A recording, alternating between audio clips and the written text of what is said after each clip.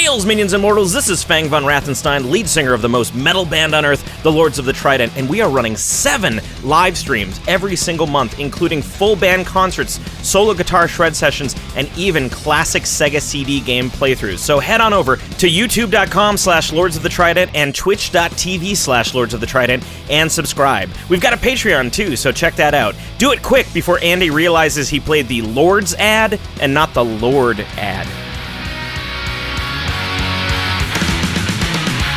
Hey, it's the Anti-Social Podcast, and before we kick into this week's episode, you know what I'm going to say, Patreon. Patreon.com/Andy Dowling is the best way to support this podcast, and it's the reason why Anti-Social exists in 2021. It's the reason why there's 2 episodes a week. It's because of the Patreon community. Back in your mate Andy with his little old podcast, the Anti-Social Podcast, and support starts from only $1 a month. It is dirt cheap, set and forget, you won't even notice it, and there are additional tiers if you want access to the exclusive Patreon podcast episode that comes out every Tuesday morning, and getting access to a bunch of free stuff. Giveaways, all sorts of stuff is over at Patreon, so go and check it out over at patreon.com/Andy Dowling. Social, anti-social, anti-social. Hey, welcome back to me little old show, the Anti-Social Podcast. Just in case you forgot the name of it, episode 288 of the show is with Gaia Guarda. Gaia is a harpist and a pianist from Montreal in Canada, and I met Gaia last year sometime, connected with her through this amazing network of people that work in the independent music space. In fact, people that have been on the podcast previously, such as Curtis Dewar, Matt Bacon, Lindsay Schoolcraft, Monica Stratt. There's probably a couple of others I've forgotten. My apologies, but we're all part of this network of amazing people where we're learning more about community building, social media management, marketing, PR, just all the things that are reality these days for independent musicians. And we're all celebrating each other's wins. We're sharing tips and tricks. We're lifting each other up. It's just absolutely fantastic. And Gaia made the plunge to take on a solo career last year and release her debut solo album, Anatomy of Fear, in November of 2020. And it's just been amazing seeing what Gaia has achieved so far. One of many amazing people who are just inspiring me in what I do in the independent music space. And it's just it's super cool to hear Gaia's story. We cover everything from her childhood, her upbringing, the fact that she can speak multiple languages, which just makes me feel like an absolute dum-dum here in Australia, and just all the things that she's had to learn taking on a solo career as well. There's just heaps of great stuff in this chat. So I'm going to have links to Gaia's social media pages, Twitter, Facebook, Instagram, YouTube, blah, blah, blah. I'll have links to the Bandcamp, the online store. I'll have a couple of the YouTube videos embedded in the show notes.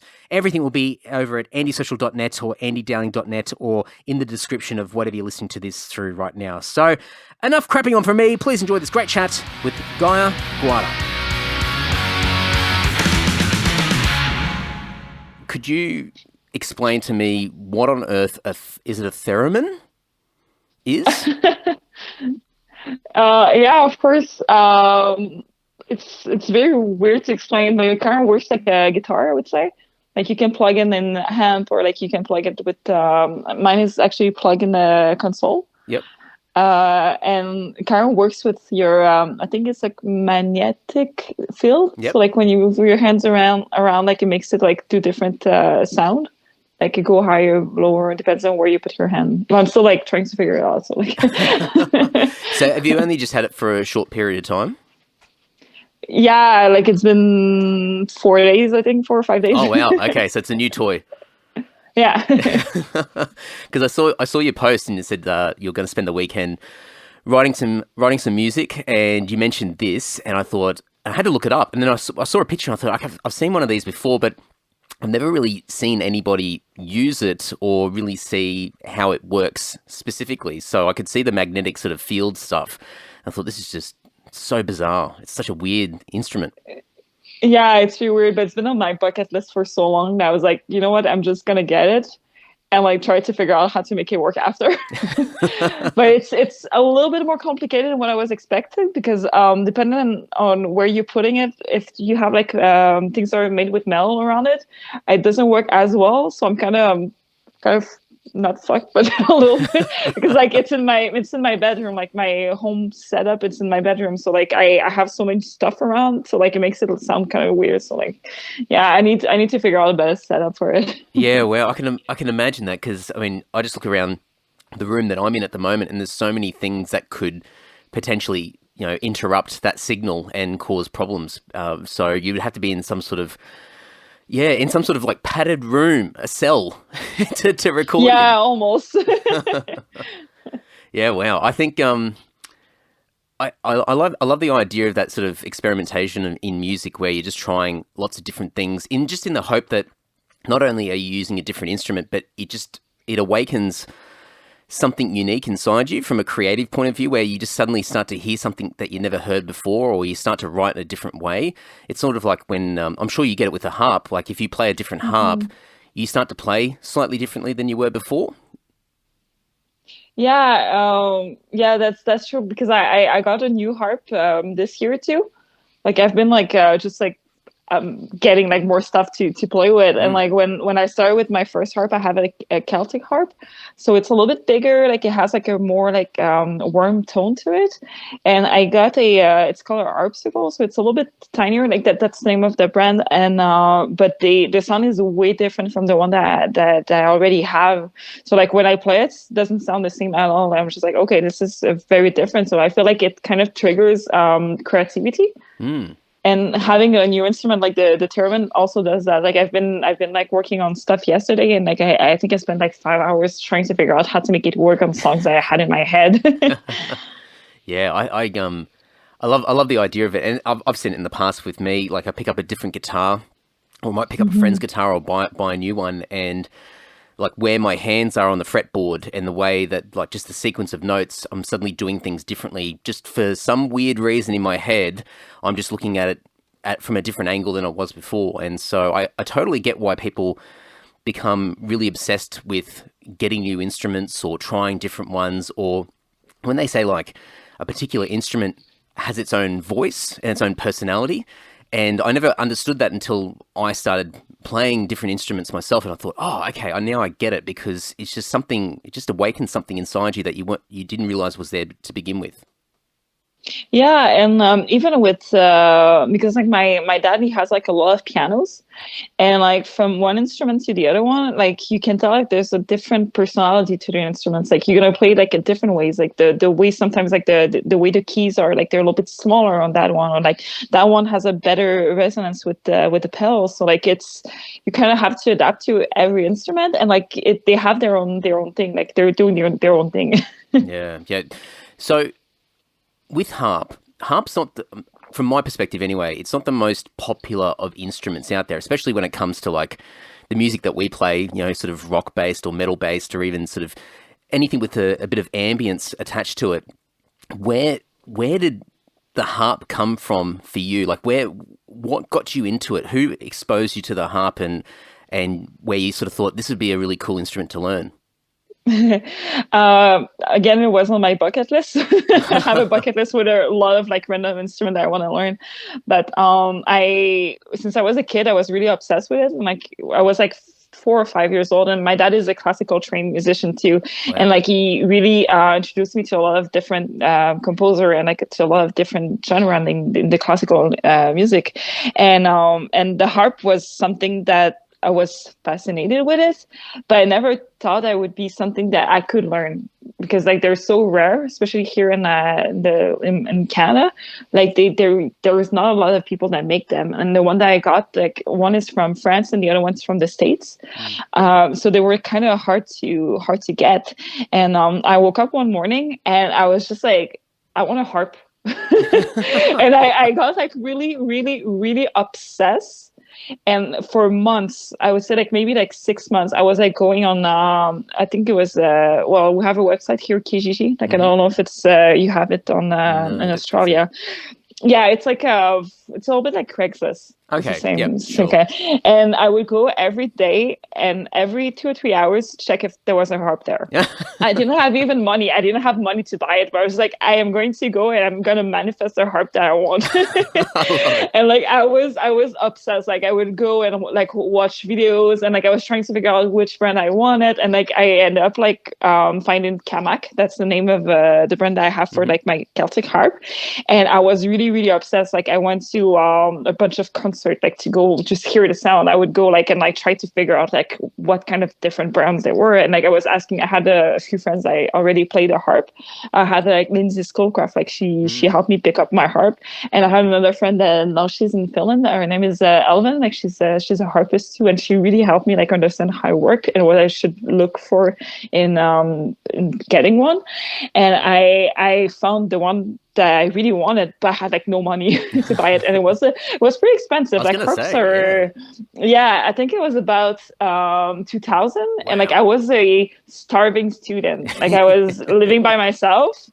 I had a part-time job that was like minimum wage. I could barely pay my rent. I was like, no, I have to have this harp. So I got gifted a cello by my parents, and I was like, I called my dad. I was like, Dad. He's like, yeah. Can I sell the cello? He's like, why? I'm like, I want to buy a harp. He's like, why? And I ended up being able to sell it. And I contacted the girl that had the woman that had the harp. And I was like, okay, look, I really want this harp. I have no money. Is there a way that I can make like multiple payment? And when like I do all the payment, I can go pick up the harp. And she was like, okay, let's do it. Wow. I was like, really? Like I didn't know her. Like it was like such a just like trying like to you put your faith in someone that you don't know. Like I didn't know if she would like just like run off with the harp. Like I didn't know where she lived, and I didn't even see the harp. Like I didn't even go and see it. I was just like, no, this is the one. Like I know this is the one that I want. And it took me, I think it took me like 4 months to be able like to afford it. Wow. And I was like eating ramen, eating bread. Like that was like mainly how like I would survive, and I would put all my money towards that. That's so funny. And it's the ultimate sacrifice. Exactly. But when I got it, I cried. I was so happy, and like I spent like hours and hours and days like playing it, and like I loved it so much. I still love it. Like I had it for like 6 years, and it's still like my favorite thing in the world. Wow. It's unusual. It's an unusual instrument, I guess, when it comes to like the types of music that we play. And I look at the instrument itself, and the first thing, well, two things that come to mind straight away is, one, it's not the easiest of instruments just to pick up from a financial point of view. As you just said, it was really expensive. So it's not like you can just like pick up like the equivalent, like a guitar. I'm looking at some guitars across my room here. You can buy a really cheap guitar and just sort of get used to playing it and getting used to it. But from a harp point of view, I guess, the entry level is probably still quite expensive. But the second part that I look at, and I'm interested to get some thoughts from you, is the maintenance on these instruments must be pretty intense. There must be a lot of maintenance that you have to do just to make sure that harp is playing at its optimal sort of capability. I'll be honest with you, I don't maintain it a lot. Like I just like it's doing its own thing. Like I do like try to like tune it as much as I can, just make sure that it doesn't like go out of tune. But like I'm pretty a bad harp owner, I would say, because I know some of my friends, like they have like the thing to double check that humidity, and like they're double check that everything is fine. Me, I'm just like, oh, I just opened the window, that was probably a mistake. But like, I really don't think about it. The only thing that I can say that was like really expensive with it was when I went into the studio, I think it was 2 or 3 years ago with my band. I had the brilliant idea that I really needed to change the strings, and this is I think it's a 31 string thing, and like I already had a set replacement set, so it wasn't too bad. I didn't have to buy the strings, but I bought it to a luthier. And they were like, yeah, that's gonna cost around like $200 to change all the strings. I was like, okay, it's not too bad.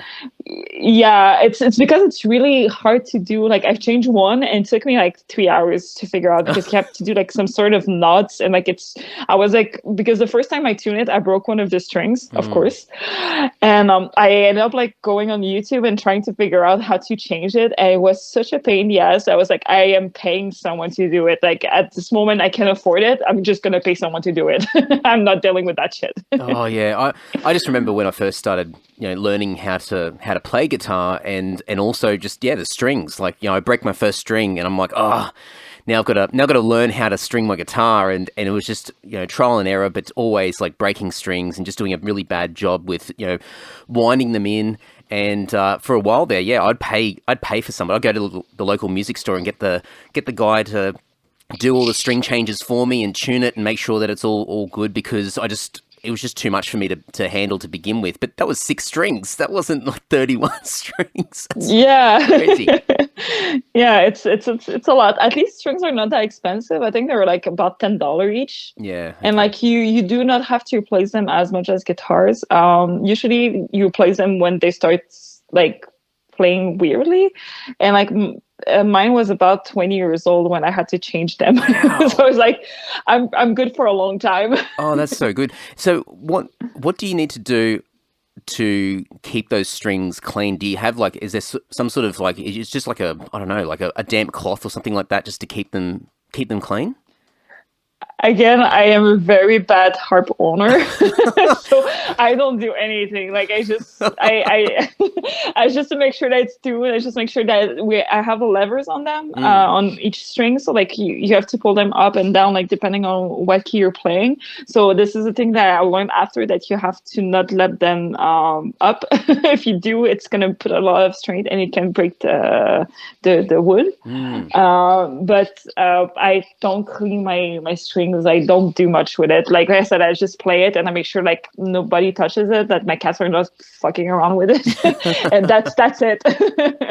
Oh, there you go. Yeah, it's just I guess just from a guitar point of view, I'm always looking at the guitar and just thinking about how much of a pain it is. But then when I look at a harp, I just look at it and go, oh, that just gives me a headache straight away. It just looks like so much work. But I guess just the fact that those strings can last so long is just it's great. I mean, just it saves a lot of hassle of just constantly having to change them. And I'm sure that there'd be people out there, like any instrument, who are very obsessed with making sure that their instrument is at the highest of quality and probably just continuously changing strings and doing all sorts of stuff to it. But so I guess I think you're very similar to me, where like these days I'm playing bass guitar, which is even fewer strings again, and I'm just letting those strings stay on there for a long time.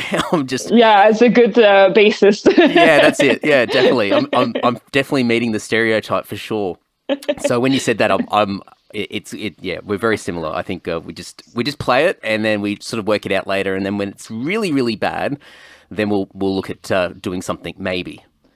Yeah, I'm like the laziest person when it comes like to instrument maintenance. I'm like, as long as it's playing, like I'm happy. So I know that you've got a band itself. So apart from sort of the solo stuff that you've been doing, you've got a band. Is it, how do you pronounce it? Is it URIEL? I think it's URIEL. Really? Yeah, I don't even know it. Like, it's because I pronounce it in French. In French, it's URIEL. Ah, okay, all right. So yeah, but I think in English would be probably like URIEL or like URIEL or like whatever. I'm sure there's somebody out there who can pronounce it better than both of us. So there you go. Yeah, like I've been in that band for like almost 10 years, and like I still don't know how to pronounce it in English. I'm just like, well, whatever. Whenever you think it's the right thing, it's the right thing. That'll do. So obviously the band, as you said, 10 odd years in the band, and it's only been recently that you've sort of ventured out and started doing your own stuff in the last year or two. From what I could see anyway, what was the decision for you to make that step? And I guess, because for me, it seems like quite a daunting thing to put your own name and put your own music out there and not sort of, like for me, I hide behind our band. Like we've got the band name, I'm just part of that band and I can hide behind that with the rest of the guys. But for me, like to go out and do something solo would be quite a daunting thing. What was that like for you? Terrifying. So I've been making electronic music on my side, like on my own for a long time, but like I was scared to do my soul stuff, so I would hide with my band. I was just like, okay, I'm just playing metal, I'm just doing this. I had another project where I would do electronic music too, but I hid it behind like a band name because I didn't want to like really take credit for the stuff that I was doing. It was kind of, it's scary. It's really scary. And I think it was like maybe 3 or 4 years ago, I was like, you know what? I think at this point in my life, I'm just ready to take ownership of what I'm doing. And I really wanted to do more electronic music. And I felt like that was a style of music that was different from what I was used to do with since my other band is avant-garde metal. And I was like, I want to do something different. I want to do something that doesn't have like any structure. I want to do stuff that sounds weird. I want to do stuff that I just want to do whatever I want to do. And so I started like really working on that album, and like it was a really hard process to get to the release date. And but yeah, I just woke up one day. I was like, okay, I'm ready. And the album came out in November. And it was really well received by all the people that have been following me through my mail ban, and that was a relief because I was really, really, really worried that people would be like, "What the hell are you doing?" Well, I guess it is quite different, isn't it? Like sound-wise, it's very different to what you were doing before. Yeah, I was lucky that I worked with people that I was already working like with, because I had my cellist and my violinist, like they did the strings for the album.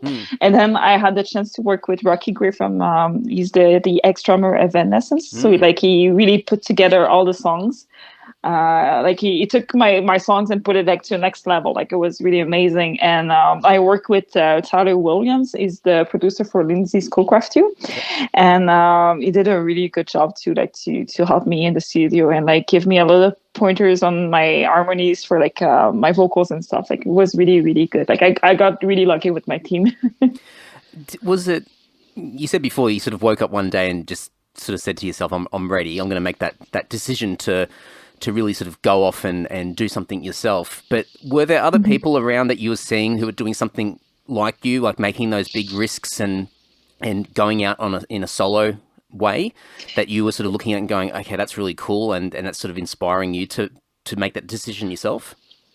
Yeah, I think Lindsay would probably be one of those people, like, because like, you know, like she was in Cradle Field, and then like I already had her, she had an EP before, like she had like, she released her full album, and I really love her EP, like I've listened to it like multiple times, and then like she joined the Cradle, and I was like hoping that eventually she would do something more like with her own music, and then when she released her album, I was like so excited. I was like, okay, like she's taking like her career and like she's doing this solo thing. And I was like so inspired by her, and then I was like, I can do it.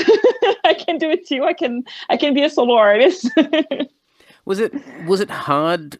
I mean, obviously, you know, it's scary to go out and do this, even from a music point of view, because you're hoping that people like what you do and that you can, you know, win people over and have some success. But did you find that it was difficult just like making it all happen, as far as not just putting the music aside, but even just the business side of it? Because I assume in the band before you had multiple people all doing different things, but now this is your project. This is you. So, you know, getting out there and networking and trying to get the album together and promoting it and all that sort of stuff. Was that really daunting?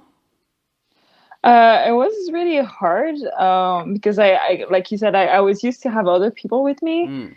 So like, but at the same time, one thing that I really hated with doing the release with the band, it was like I had to push people a lot. And I hate being like the mom. Like I hate like asking people to do the stuff, and like I really don't like it. But when it's your own release and you have like nobody helping, you know that you can do whatever you want. Like, yes, it's stressful. Yes, it's a lot of things to tackle. And I had like a massive list. Lindsay did help me a lot with my to-do list. Like she did a few things to help me out, but I did the rest by myself. And it was really stressful. I hired Curtis Duo to do my PR. That was also my first time working with a PR person, and that was a really, really amazing experience. Like, he helped a lot, but it was a lot of energy. And I remember while I was like working on the release, and I had some issues with the graphic designer, and like I ended up not having, I ended up like being about to release the pre-order, and I still didn't have the artwork for the album. I was freaking out. I ended up like I paid double. Like it was something. Like I've learned from that, but there's some people that I won't work with them anymore because I didn't make the deadline that I had for them, because I did keep deadline, and I ended up like going back to someone that I've worked before, and like he did the artwork in a week. So I was able like to have everything ready, but I almost didn't make my deadline. And then since I had the artwork after and I do the design for the album, I had like to work like really, really, really late trying like to figure out how I wanted to do the layout for the album and like do the banners for promotion and do all that was a lot of work.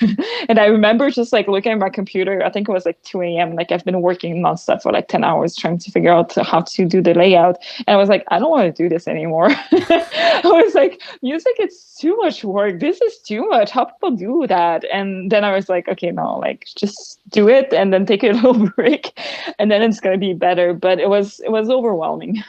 I think always the first time that you start to tackle these things yourself, it's always going to be slower, harder, more difficult, more stressful because everything's new and you're trying to learn so many different things all at the same time. And I think that's like I think it's really cool in music because we're all so much more independent these days than what we used to be years ago, where you would traditionally be on a record label and then the record label would have their own art person and then they'd have, the studio and all these people would help you and you just record the music, write the music, record it, and then you go out and perform it live. But these days you do everything. And that's a really daunting thing to have in front of you, to be able to just have the pressure to go, all right, well, I've got to look at the artwork. I've got to look at, the promotion. I've got to do all these things. And I think it's exciting because you learn a lot, but that first time you do it, it's just incredibly stressful. So even just you saying the artwork aspect of it and just having somebody, not meet that deadline and then having to start from scratch with somebody else at the last minute, I can certainly appreciate that. I mean, nothing ever goes to plan. Yeah, and I feel like you learn from that.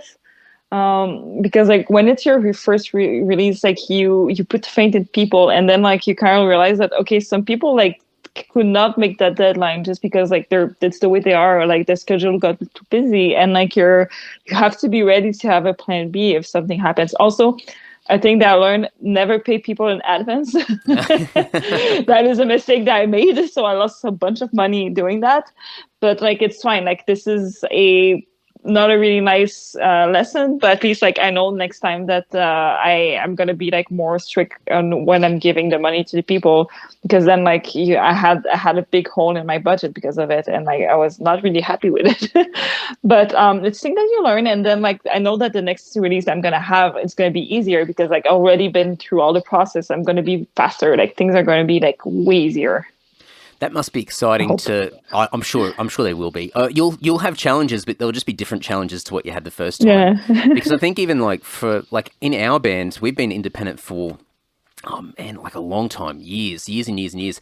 And those first few moments, like those first albums that we started to go completely independent, there was a lot of trial and error and a lot of error, like a lot of mistakes being made along the way, and nothing ever went to plan, like from a time point of view. Like we would announce a date for release or it might be a pre-order or whatever it might be, and nothing would ever be on time. And so we would have to scramble at the last minute and try and get creative and change the situation just to try and make sure that it doesn't look like we don't know what we're doing. But every release there was a new challenge, something different that we hadn't experienced before. But every previous problem that we had, we tended to like not repeat it. So we never repeated the same issue. We always got better, but we always found that there was a new challenge to have. So it'll definitely be easier for you, but I'm sure there'll just be a new challenge that you'll experience. So, but it must be It must be exciting though to sort of be in this position now where you're thinking, well, I understand a little bit more about what I need to do when it comes time to put the next release out. Yeah, and also like I feel this is one of the reasons why I started doing music. Like I like the idea that you can be creative in like different ways, not only in the music. It's like the way you present your music, the way you do your artwork, the way you do like your overall not persona, but you know what I mean, like the artistical side of this thing. And like I'm someone that really loves doing math. Like I love it. Like I love calculating stuff and having like spreadsheet and stuff. And this is something that I was not expecting to be part of being a musician. I was like, oh, in my head, like you just do music and that's it. But no, in reality, like you have so much different set of skills that you learn through doing music. Like you have to have your musician go at the right time. You have to be able like to manage people. You have to be able like to not yell at people when you want to yell at them. And that's that's a hard lesson. But it's part of the thing, and I'm excited. Like I'm excited for the next release. I think it's going to be better. I think it's going to be more effective. I think it won't take me 6 years. Tell me about those spreadsheets. My interest just peaked then. I was like, oh, that's interesting, because for me, I'm a little bit of a math person as well. I love the analytical side of things and watching, like, calculating stuff and sort of working out and planning ahead. So what kind of spreadsheets do you have? This is like the weirdest question I've ever asked, but well, I do have like all my stats for like social media. I have all my stats for like sales. I have my stats for like how many like emails I sent that month, and like how many sales did I get with those emails. Like I have all of that, and like I think it's a good visual way to see what's happening, like to see your action having results. So like I love getting all of that. Oh yeah, I've got like an overall sales spreadsheet, and I was talking to somebody a while ago, and they're like, why don't you just export it from Bandcamp and then you've just got it all there? I'm like, no. I need like my own spreadsheet that I update manually myself. And I think it's a great way, as you said, to be able to visualize it.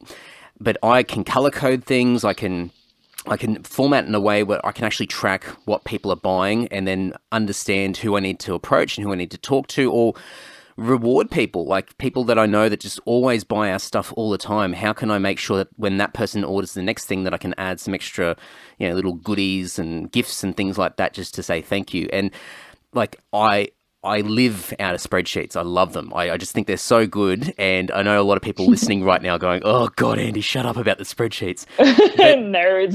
Yeah, nerds, that's it. Yeah. But it's just, I think, as you said, it's another way of being creative. And it sounds weird to say it, but in order to be successful or to do anything in life, you need to be creative in every aspect. You need to always be thinking about how to do something differently, how to look at something differently, and it's not just music; it's everything.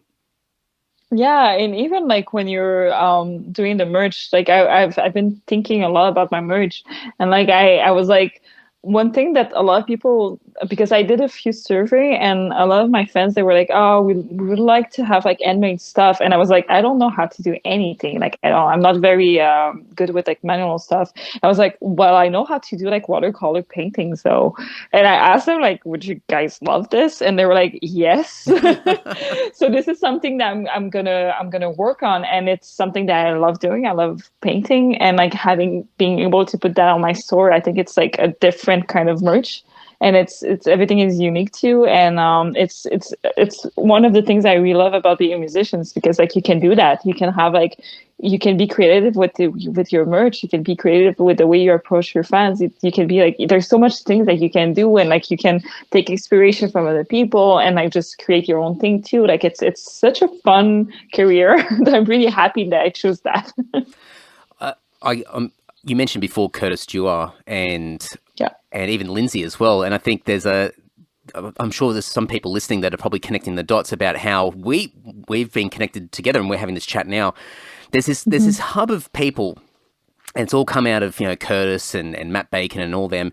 And I think we're all really similar in a way, because we're all really excited about trying to get better as not just musicians, but just as people trying to promote what we do and taking a little bit more of the business side of it a little bit more seriously. And I think we've all got a little bit of a thrill about it, and we enjoy doing it. And I think that's why everyone's so passionate about trying to do all these different things and try and be creative about it. I would assume, like, just from what you said, it's really fun. It's interesting. It's exciting to be able to just try different things, see what works, what doesn't. And it's just like, it's a building process. Mm-hmm.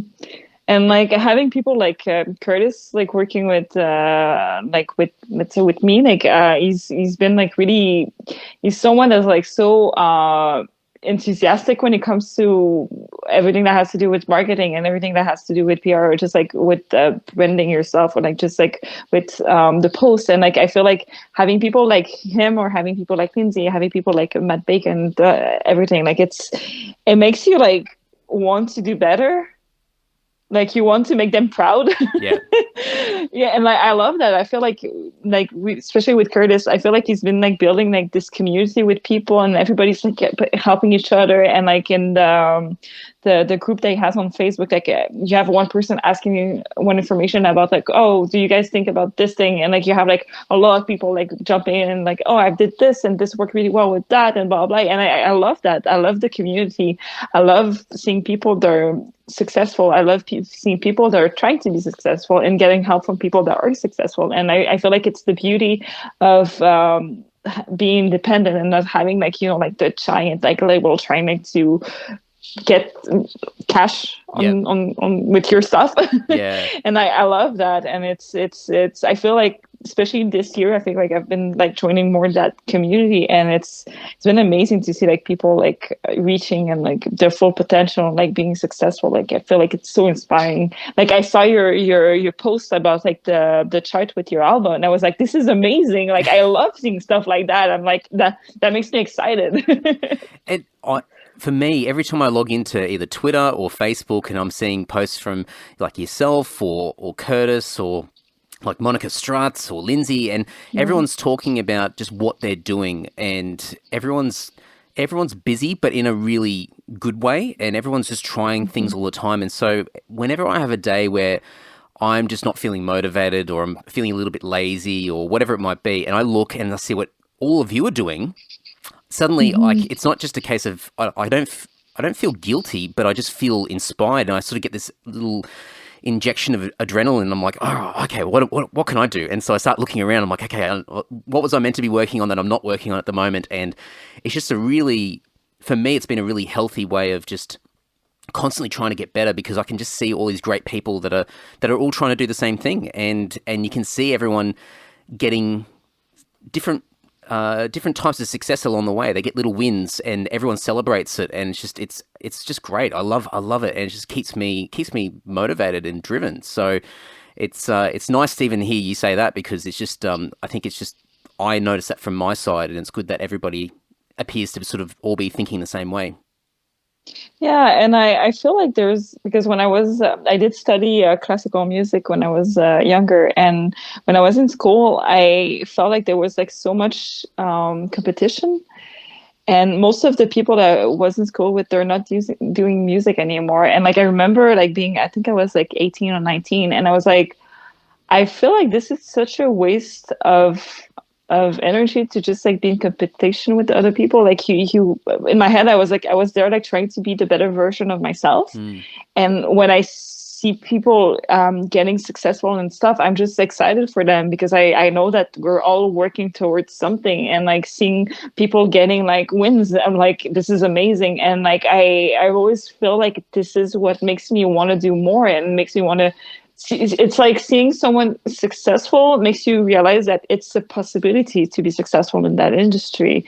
And like I remember like growing up and like being in the classical industry, like in the classical music scene, and like just seeing like how everybody was trying to crush everybody, and like how like the competition was so high. And I was like, I don't want to do this. And this is one of the reasons why I stopped studying classical music. And then like I joined my bands, and I come into like the male scene, and I see like people like supporting each other, and like people trying to build each other up. And I'm like, this is what I wanted. This is how it's supposed to be. Like, you're not supposed to be in competition with people. You're supposed to get inspired. And like, you're supposed to be happy for your friends. You're supposed to like want people to succeed.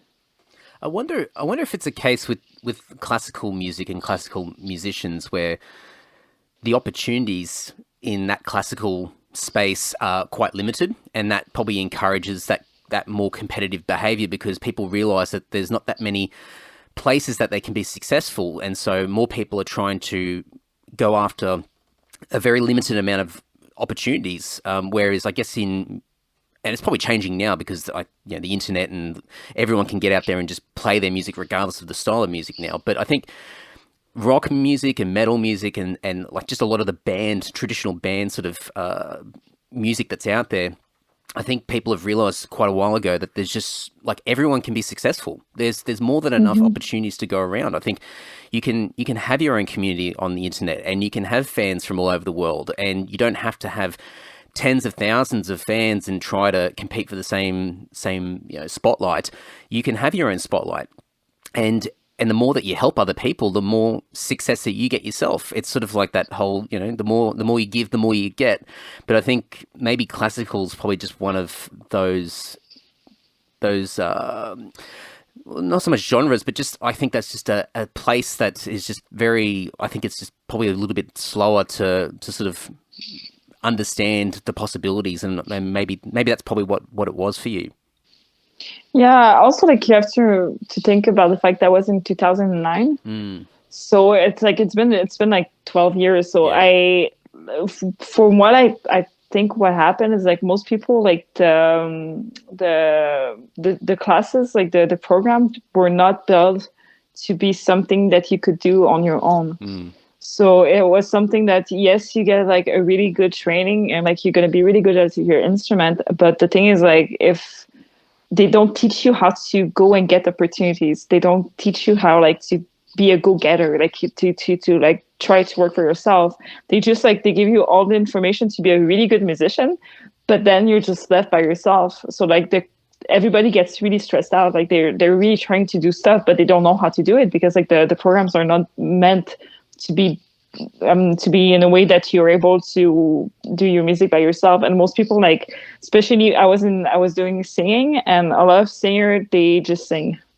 For me, I always felt like I remember when I was growing up, like my dad, like I said, he's a classical musician, but he told me always, like, if you're a singer, you need to learn an instrument, because you need to be able to sing by yourself and be able like to have something to help you like sound better. And like just singing, it's like, no, you need to at least know how to play the guitar, or not to play the piano, or not to play the harp, but you need to have like something to help you, because like you can't depend on other people to perform. And that was the thing that was like, oh, so I'm going to learn the piano then. And it probably makes you a better singer as well. I think the more that you understand how an instrument works, and how music's written, and how you read music, and just the whole structure around being able to perform on an instrument would no doubt just make you a better singer as well, because you just understand a little bit more of that theory and how it applies into your own skill of being a singer. Yeah, and I feel like for me, it really helped with the way I saw myself as an instrument, instead of like being just a voice. Like for me, I played the piano, and I was like, well, when I do this reminds me of this thing that I do when I'm singing, and the way I'm breathing reminds me of this, and like the way I hold my notes reminds me of pills. So like I always like thought as my voice as being an instrument. And when I was working on my solo album, I was like, I want to use my voice as an instrument. I want to do parts that are just like vocals without having lyrics, and I just want to do like a bunch of harmonies that I would usually do with other instruments. But I wanted to really think about the voice as being just its own instrument, instead of like being something that you used to put words. And I think that was really coming from me being able to play other instruments, because I saw it like not as something to express words, but as something that you can express emotion through just notes. Yeah. I think especially when you've got, like, for you, I'm assuming, and I'm probably going to be fairly certain I'm correct, your native language, is French. And so, from a basic language perspective, there's always going to be challenges to try and communicate with people just, in normal circumstances. And I think that's the beauty of music, is that becomes an opportunity for people to be able to connect on a very sort of common level, and then take it from there. It's sort of like a stepping stone. Yeah, and for me, like I actually speak 3 languages. Wow. So I mix them all the time. Like I speak French is my first language. Then I learned Spanish because my family is from Chile. And then I learned English. And so for me, like, I don't feel comfortable in any language. It's like I'm always like I'm mixing words. I'm like pronouncing things the way they should not be pronounced. And like sometimes my brain just switches in Spanish for no reason. And I'm about to say a word in Spanish. I'm just like, what the hell am I doing? And it's like my brain's just like, it's too much. So for me, like when I was writing songs, like lyrics were not that important for me, because yes, there's a message I'm trying to give to people, but I feel like even if you don't understand the words, sometimes just like the melody or the way you're building your harmonies and like the way your songs sound, you can still give the emotion that you want to give without necessarily having like the words for that. Like it's a weird thing. Yeah, definitely. I was actually going to ask you about the whole language thing, because I remember when I did your Insta Live, and you were saying to me, I think you're a bit self-conscious, but you're just saying, look, my English isn't very good, and you're sort of telling me this, and I'm thinking, oh my God, like your English is great. I mean, I struggle with English, and this is my native language. You know, I still stumble over words and get words and phrases wrong all the time, and you know, I know like maybe 2 or 3 words from another language, and that's about it. So for you, I mean, and I didn't realize the Spanish part as well, which makes it even more impressive.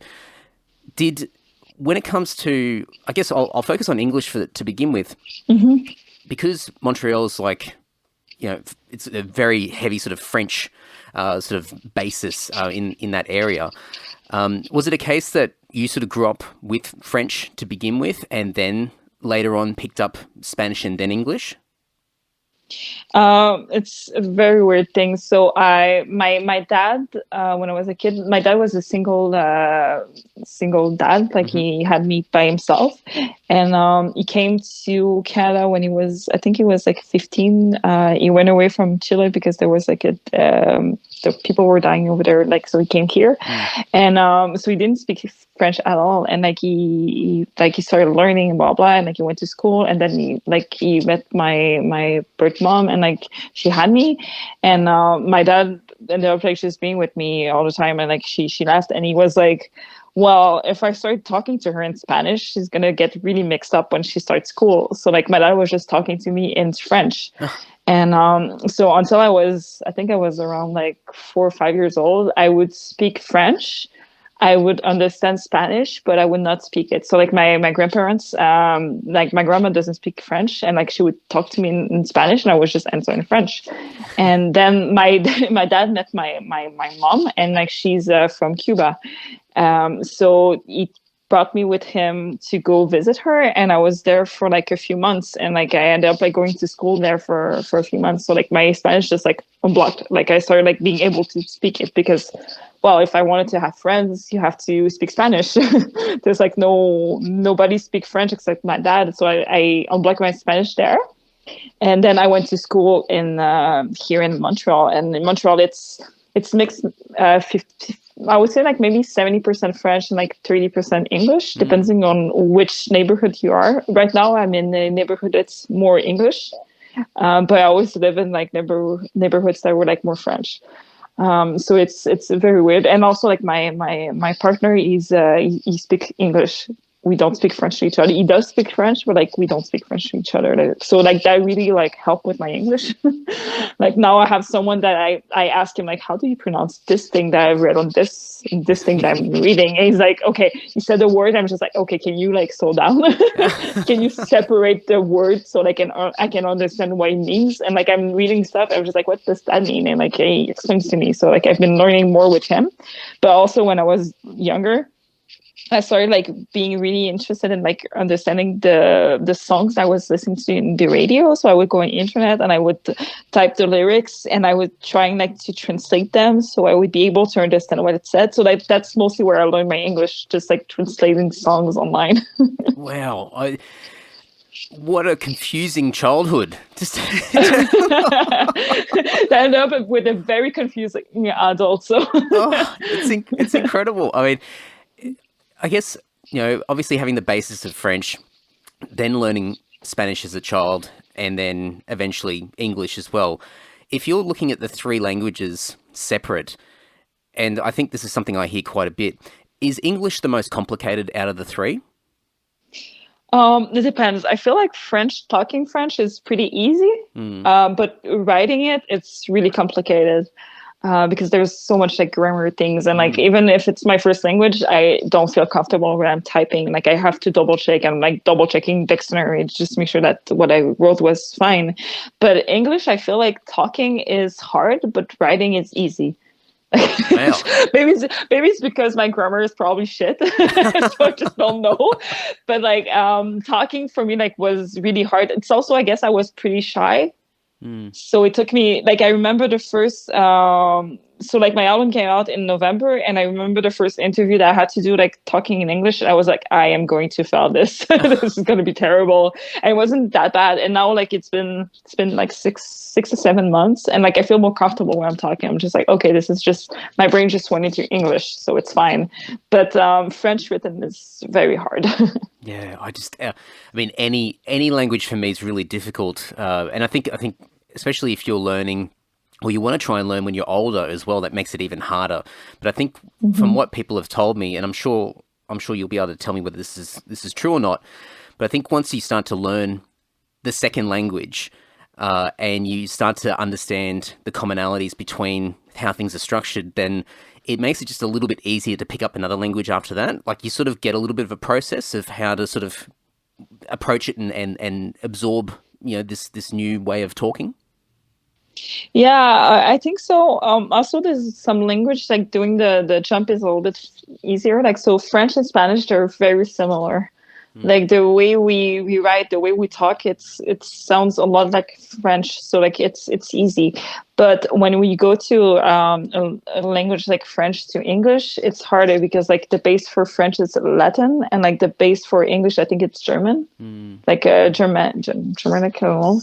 But so I feel like the base is kind of different. So probably like when you speak English, learning German would probably be easier. But I know like the grammar is kind of reversed. Like it's kind of a weird.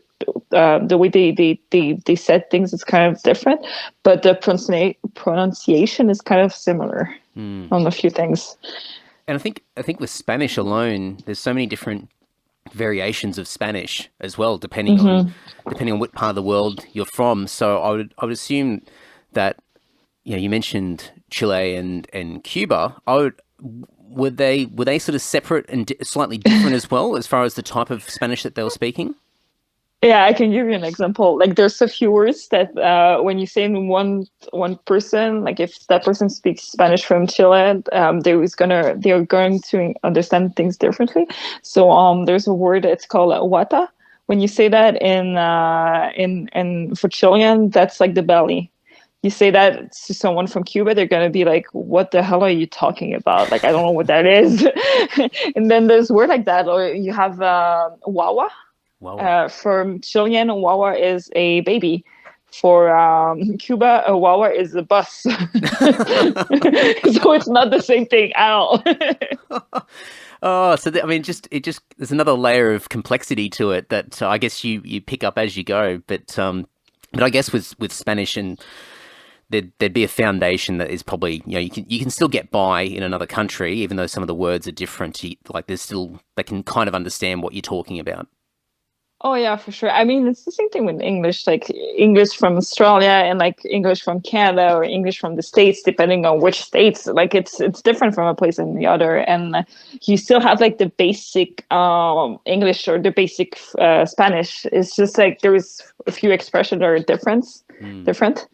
So I guess it's just like you get used to it. Like I remember the last time I went to Cuba, that was like 15 years ago. And like I went there, and like every single time I go there, it takes me 2 days to adjust because like they talk extremely loud. They talk very fast. And they're so fast that sometimes you're just like, yo, my brain just understood half of what you said. Can you speak slowly?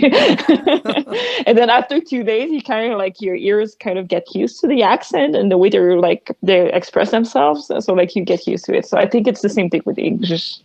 Yeah, and it's a good point because I just think about in Australia, we've got like Australian slang words and a lot of, I guess, stereotypically, when people from other parts of the world think of Australia, you think of very stereotypical things and sayings and just stuff that is never said anywhere else in the world. And we've got very silly silly phrases and terms and stuff like that. And I guess in the US, the US would have their own words and phrases for particular things, and definitely the British. The British have certainly got a lot of weird things, and the Irish as well. So it's a good point. I didn't really quite think about it like that, and I guess it's a good comparison when you're thinking about Spanish. Yeah, and like I've watched like a lot of YouTubers from Australia and also from like England, and I remember I was like watching I think it was a crime like podcast, and like someone said that, oh, the boot of the car. I was like, the boot of the car, what the hell is that? And it's just like the trunk of the car. She's like, oh, the trunk. But the first time I heard it, I was like, what the hell is she saying? It's so funny because there's so many words that I'll just say, and I think they're just completely normal, but will be so weird to anybody else in other English-speaking countries. Like for me, when I think of Australian slang words, we've got words like I'm just trying. They're like very stereotypical words, but they're like words like fair dinkum, like something's fair dinkum, and we don't often say it. We sort of say it if we want to be over the top and a bit crazy, but fair dinkum just means something that's very real. Like it's very real. I've never heard that before. Yeah, it's fair dinkum. It's real. It's legit. Sort of, and we don't often say it, but it's something that is like you remember the movie Crocodile Dundee.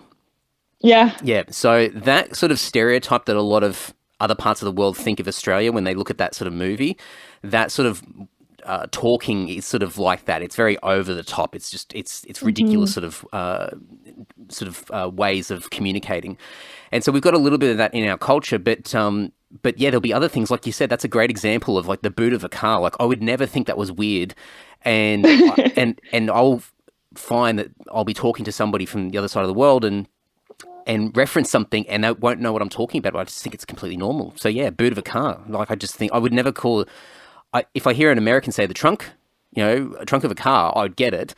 But yeah, when I say the boot and someone doesn't get it, I just blow my mind. Amazing. Yeah, it's a funny thing because I remember I was like, what? And like the girl put a video after and she said, okay, I'm going to say the trunk of the car because like everybody was freaking out in the comment without understanding what it meant. Oh, that's so funny. That's so funny. So with language, obviously, and I'm not like so I might just mention the album title. That might be a really good idea. So the Anatomy of Fear, not the Anatomy of Fear. Anatomy of Fear is the album, and so I'll put links so people can check that out. Have you dabbled at all in, I guess, from a lyric point of view, in singing to cross over the languages at all, and try and sing across the three languages that you've learnt so far? This is something that I've been kind of like debating. I feel like the type of music that I do, French doesn't really fit it. Because in my head, like some language are like better for like some certain genre. Like I've heard some band doing like French with metal, and I feel like it fits well. I've heard some band doing metal with Spanish, and it was kind of okay, but kind of sounded weird a little bit to me. But I feel like the genre that I do doesn't really fit with any of those, like a French or Spanish, and especially like I do have an accent in Spanish, right? So I'm like. My English when I sing is not too bad because I'm super careful to how to pronounce stuff, and like I asked people like just make sure that everything was fine, that people could understand what I was saying. But I feel like if I did something in Spanish, the fact that I don't roll my R, that would probably like people would be like, what the hell is she saying? Yeah, I just think about how many people in the world speak Spanish and French as well. Where, like, for me, I've always sort of looked at a lot of the Latin American countries, and I just think, oh, there must be so many, like, rock and metal fans that we're probably not connecting with because we just can't speak Spanish or Portuguese or whatever. And I just think maybe there's an opportunity there where you can do versions of your songs in one of these languages just to see whether you can actually attract some more people. But I guess it really comes down to whether it's going to do the song justice and whether it still projects the same message that you want, that you've created, with English words. But I mean, what you said before as well, a lot of this is melody as well. So the words are sort of secondary in some respects. Yeah, and also like I've been thinking of probably having like a few songs that were like instrumental, like just like without vocals, because like when I started like writing music, I felt like vocals would kind of ruin it. Yeah, yeah. I was like, I don't want to put my voice there. I think that it's just gonna like go and like put everything down, because it was like I feel like when you sing, when you have like a singer, it takes so much space.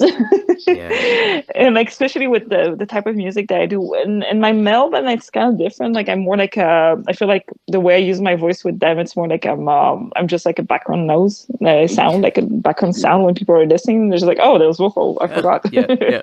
But with the type of music that I do by myself, I find like sometimes like I would prefer not having vocals. And I was thinking of maybe naming some of those songs with like French words or like Spanish words, because it doesn't matter like if there's no lyrics. It's just like you have like this thing that's called blah blah blah, and like it's when you listen you can have kind of a sense of what I mean without having like to have actual words. Yeah, that's a cool idea. I mean, especially because I mean you just open up, like going back to that whole creative thing. You let the listener be creative. Like they create their own story and their own feelings from a piece of music. And if you give them a song title and that's it, you're sort of framing it in a way that they've got something that they can work with, but ultimately they're creating their own story from that title. I think that could be a really, really smart way of connecting with a lot of people who may not have English as a language. Yeah, and also like I feel like English is a language is very accessible to a lot of people. Like there's so many people that even if they don't speak it, they do understand it, or they're able like to translate it. Sure. And yeah, I've always like when I was like trying to figure out what I wanted to do with music, I was like, I think English would be the smartest way to reach more people. Yeah. But it's true that in my own little province in Quebec is just French, that maybe having one song in French will not kill my career and may do the opposite. But I was just like, I don't know. Oh, look, I think it's definitely an advantage to have multiple languages under your belt, so to speak. Like it's definitely an advantage, and I guess it just comes down to staying true to yourself and what you want to do, and making sure that whatever decision you make, it's not jeopardizing or compromising the music that you're creating or what you want to do. Just going back to what we were saying before about, this hive of people, this group of people that we're all sort of associating with, and we're talking about sort of helping each other and talking about like, building our careers in music and marketing and doing the PR stuff and all this sort of stuff. That, like, through that lens, I'm just looking at like you with your 3 languages. I'm like, oh, there's just so many ideas. There's so many amazing opportunities that could be there, and really creative, exciting ways that you could connect with so many people that may just be sort of a Spanish background or a French background or English as well. So it's very, very interesting, and I'm completely, although it sounds like an absolutely confusing mess growing up and learning these languages, I'm quite envious that you're able to sort of switch between 3 languages. It's pretty impressive. Yeah, it's fun. It's fun. Like I make sentences that make no sense most of the time, but it's cool that I can actually reach people in other languages. Like it's a nice thing. Like when we were doing the PR challenge with Curtis, I reached out to people that I knew that spoke French, but they like were in the trying like to do their music. I was like, hey, we have like this thing. It's in English, but like you can maybe do it for yourself. And like it's a cool way to be able like to reach other people with that.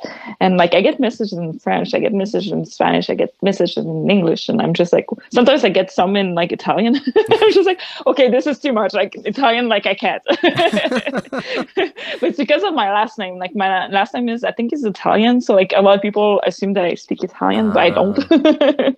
It's close to Spanish, but like no. That'll be the next language that you have to learn. Yeah, that might be the next one. I know I don't want to learn Portuguese. Like it seems very confusing for me because it's so close to Spanish, but it's like everything's pronounced differently. So I'm just like, no. Yeah, let's not mess with that one. So the Portuguese can stay separate, but yeah, maybe Italian's the next one to tackle. Yeah, probably.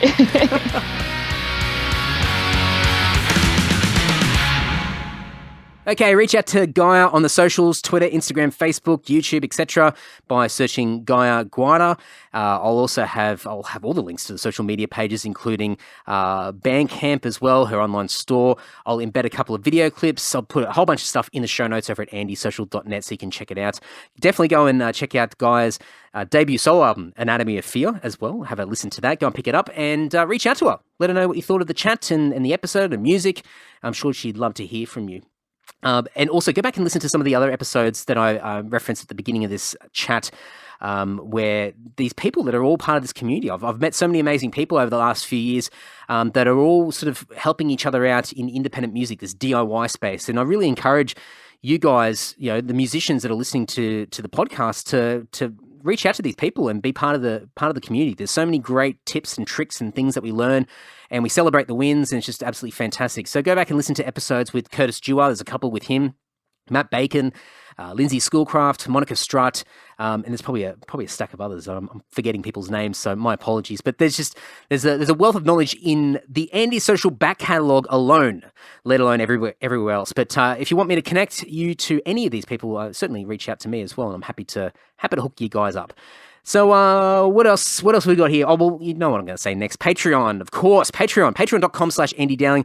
My goal for this year is to get as many $1 supporters as possible. It has been a game changer for me. I know I always say it, but it is the reason why Andy Social exists in 2021. It's the reason why there's 2 episodes a week. It's the ultimate motivator. It's the accountability piece that I need. And financially, it's been just a weight off my shoulders to have an ever-expanding group of people just supporting me to cover the everyday expenses of running a podcast, the website hosting, the podcast hosting, the gear, the editing, the production, all this sort of stuff.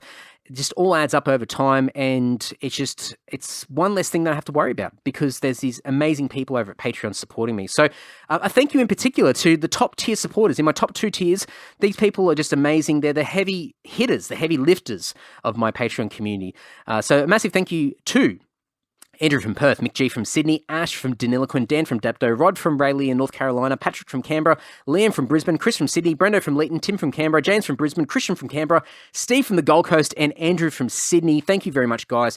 As I said, massive, just the heavy lifters of Patreon for me, and part of the wider community of just amazing people. Whether you're supporting with $1 a month or you're crazy and you give me $20 a month, which is just insane, but it just means the world to me. It doesn't matter because it's a massive, massive help, and it's just the ultimate motivator and accountability piece that I need to keep this podcast going. So just thank you so much. So please consider joining. Consider supporting. $1 a month is not much in the grand scheme of things, but I know when a lot of you guys join up, every time I see someone join, I just get a rush of adrenaline and excitement. It means a hell of a lot to me. It means the world to me. So go and check all of that out over at patreon.com/Andy Dowling. Anything above the $1 tier gets you access to the exclusive Patreon podcast episode that comes out every week. And there are additional tiers there to get access to things such as free t-shirts each quarter, giveaways. I get a bunch of free stuff in the mail all the time, so I'm always giving that up first dibs to my Patreon friends before it goes elsewhere. And just a lot of great stuff happening over at Patreon. So go and check it all out over at patreon.com/Andy Dowling. Now, next episode, I don't know. It's the running theme this year. I feel like I'm so disorganized, but I've recorded a bunch of episodes. They're all backed up. But I think between the Lord release coming out Undercovers, which is still going really well, and a lot of other life things happening in my life this year. This year's just utter chaos. It feels like everything is catching up from what was just a crazy and unpredictable 2020, and we're all just playing catch up now, and things are just going crazy. So I've got no method to the madness. I'm literally just pulling names out of a hat, and every once in a while I get somebody that approaches me or I approach someone, or I see someone's name, and I do a podcast with them, and I shove them in, and I mess the order up of the recordings, and it doesn't matter, whatever. They're coming out. They're all coming out. 2 a week, Monday and Wednesday. You can enjoy them and share them around with your mates, blah, blah, blah. So it'll be a surprise for all of us who is going to be on next episode. So until then, folks, take care and ta-ta.